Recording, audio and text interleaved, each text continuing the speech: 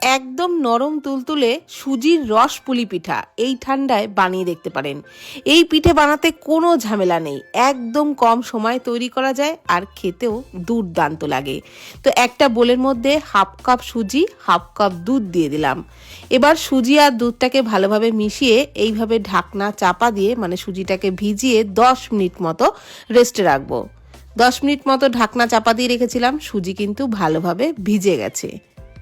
তো এইবার রেসিপিটা শুরু করব। তার জন্য একটা ফ্রাইং প্যানের মধ্যে নিয়ে নিলাম 4 টেবিল চামচ নারকেল কোড়া, আর ওই দুধে ভেজানো সুজিটাও নিয়ে নিচ্ছি, পুরোটা সুজি নিয়ে নিলাম। আর তারপর দিয়ে দিচ্ছি হাফ কাপ পাটালি গুড়। এখানে কিন্তু চিনি দিলে ভালো লাগবে না, পাটালি গুড়ি দেবেন, তাহলেই আসল পিঠের স্বাদটা পাবেন।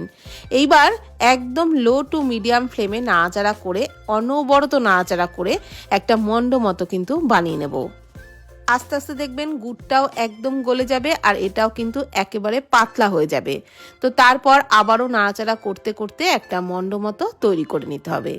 তবে খুব বেশিক্ষণ সময় কিন্তু একেবারেই লাগবে না, যেহেতু সুজি খুব তাড়াতাড়ি জলটা টেনে নেবে, মানে গুড়ের যে জলটা সেটা তাড়াতাড়ি টেনে নেবে আর মন্ড মতো কিন্তু তাড়াতাড়ি তৈরি হয়ে যাবে।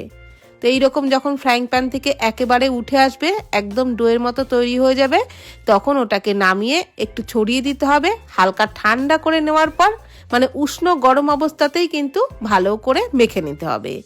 মেখে এইরকম একটা ডোয়ের মতো তৈরি করে নিতে হবে। তারপর হাতের পাতায় সামান্য একটু ঘি মেখে নিয়ে ওর থেকে ছোট ছোট পরিমাণে নিয়ে একদম ছোট্ট ছোট্ট করে বলগুলো বানিয়ে নিতে হবে। তো এইরকম খুব সুন্দর করে পাকিয়ে প্রত্যেকটা বলই কিন্তু আমি বানিয়ে নেব। আর বন্ধুরা আবারও বলছি, এই ডোটাকে কিন্তু হালকা গরম অবস্থাতেই ভালো করে মেখে নেবেন, একদম ঠান্ডা হয়ে যাওয়ার পর মাখতে যাবেন না, তাহলে কিন্তু এইরকম সুন্দর মসৃণ বলগুলো তৈরি করতে পারবেন না। হালকা গরম অবস্থায় মেখে নিলে এইরকম সুন্দর কিন্তু প্রত্যেকটা বল তৈরি হবে। তো এইবার কড়াইয়ে নিয়ে নিচ্ছি 500 গ্রাম দুধ। দুধটা উষ্ণ গরম হয়ে গেলে ওর মধ্যে 1/4 কাপ পরিমাণে গুঁড়ো দুধ খুব ভালো করে মিশিয়ে নিচ্ছি। গুঁড়ো দুধ মিশিয়ে নেওয়া হয়ে গেলে দুধটাকে একটু ফুটিয়ে একটু ঘন করব, খুব বেশি কিন্তু ঘন করব না, তাহলে আবার পিঠের মধ্যে দুধটা ঢুকবে না। তো এই 1-2 মিনিট মতো দুধটাকে ভালো করে ফুটিয়ে নিয়েছি।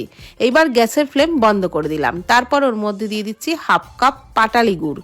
পাটালি গুড়টা গ্যাসের ফ্লেম বন্ধ করে এই কারণেই দিলাম, যাতে অনেক সময় দুধে গুড় দিলে দুধটা কেটে যায়, সেই কারণে গ্যাসের ফ্লেম বন্ধ করে যদি গুড়টা মেশানো হয় তাহলে কিন্তু একদমই দুধ কেটে যাওয়ার সম্ভাবনা থাকে না।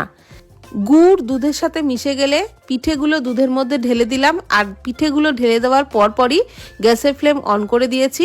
আর তারপর প্রায় 5-6 মিনিট মতো একটু দুধটাকে ফুটিয়ে নেব। তো এই 5-6 মিনিট মতো ফুটিয়ে নিলেই কিন্তু পুলিগুলো একদম নরম তুলতুলে হয়ে যাবে।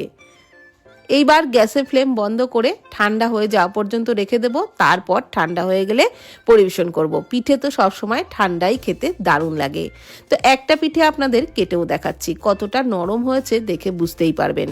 এভাবে বানালে যেমন নরম হবে তেমনই কিন্তু অসাধারণ টেস্ট হবে। অবশ্যই ট্রাই করুন। আর ভিডিওটি ভালো লাগলে প্লিজ কমেন্ট করবেন। ভালো থাকবেন, সুস্থ থাকবেন। ধন্যবাদ।